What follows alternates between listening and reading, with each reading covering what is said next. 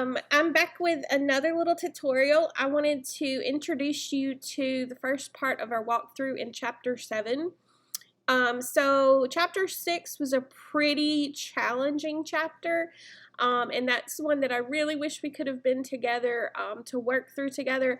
But Chapter 7 is not as bad, so do not panic if Chapter 6 really stressed you out. And also maybe these videos of me kind of introducing the walkthrough will help you out a little bit as well. Okay, so for this first walkthrough, you're going to complete pages 462 through 479.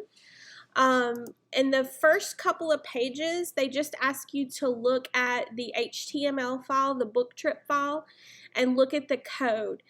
Specifically notice that empty table in there because that's where you're going to create this calendar widget.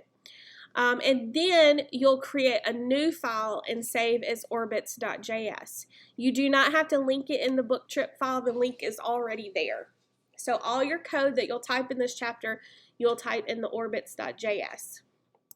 So the goal for this section of the chapter is to create a custom calendar widget. They are not using the calendar control that we could normally use in Forms. They are creating it all from scratch.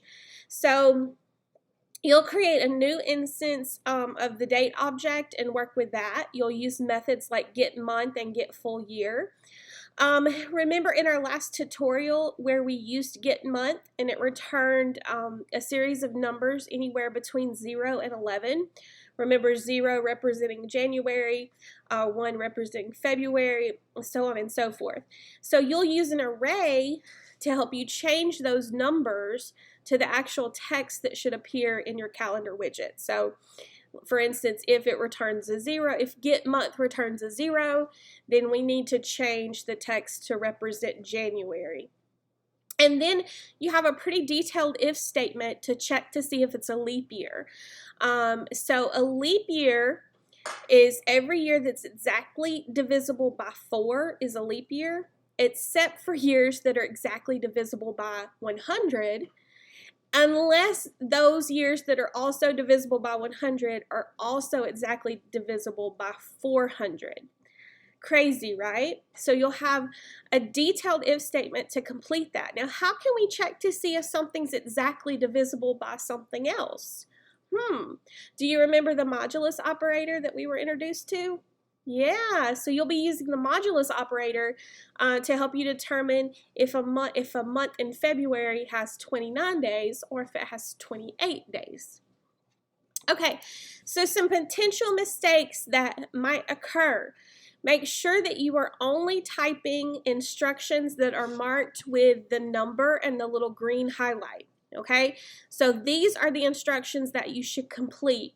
There are other examples of code within the book that are not code. It's not code that you need to type in your project. It's just showing you other ways to do things or giving you a more clear explanation of what's going on. Be careful with that if statement on page 479. Make sure you're watching for your curly brackets. I know I had to go back and correct a mistake when I typed this project, so just be very cautious when you are typing that. And then some steps show all the code that should be typed so far. So like for this example number 9, you would enter this code, but then it says your display calendar function should match the following, and then it's going to show you a whole bunch of code. Now that whole bunch of code is what you've already typed. Now I like this. The last chapter didn't do this. Remember the last chapter you were adding code in different places, and never in the book did it show you what all that completed code should look like.